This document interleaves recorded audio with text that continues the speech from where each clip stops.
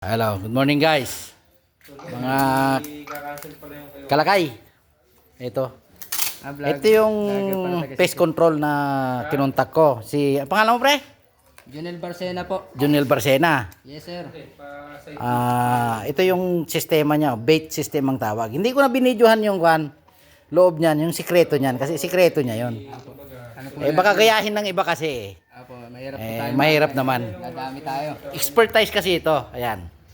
Mamaya ilalagay namin yan dun sa loob ng bahay ko. Kasi papakita ko sa inyo yung lalagyan namin kasi halos maubos na yung buong cabinet ko. Bali sir, Bali nung mga nauna mong procedure, puro spray lang sila. Ang gusto nila spray, hindi ako pumayag. Kasi gigibain nila yung ko eh. Yung mga kesame ko. hindi pwede, sabi ko. Kaya naganap ako ng magaling sa bait system. Ito yung tawag namin bait system. In Tagalog, papainan namin yung mga anay para makarating dun sa queen at mamatay yung queen. Medyo ano nga lang to sir, Medyo matagal siya pero mas okay naman. Saka mas malinis tingnan.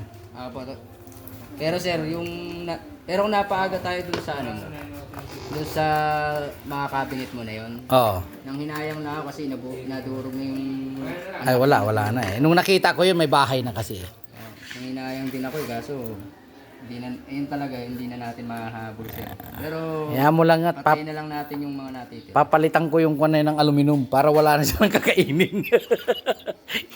Dito muna tayo. Titingnan natin yung yung paglalagyan.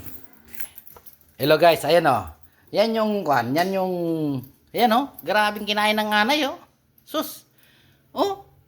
Kita nyo yan? Ang ganda-ganda ng cabinet ko. Yan yung kamukha ng cabinet Kinain lang ng anay, ayan Perwisyo talaga eh. Una nilagyan ko siya ng powder. Namatay nga. Lumipat naman. Ayan Inuubos yung cabinet ko Ang gagawin na lang, yan, lalagay namin yung pain dito. Ayan. Tapos, para may pagkain sila. Pagka ilang buwan yan, mga 1, 2 hanggang 4 na buwan yata, 6 na buwan.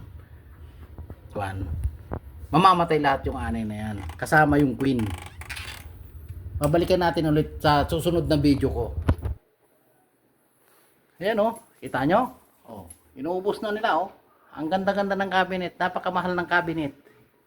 Tapos, uubusin lang ng anay. Ayan butas Sige guys, sa susunod ulit. Salamat sa panonood.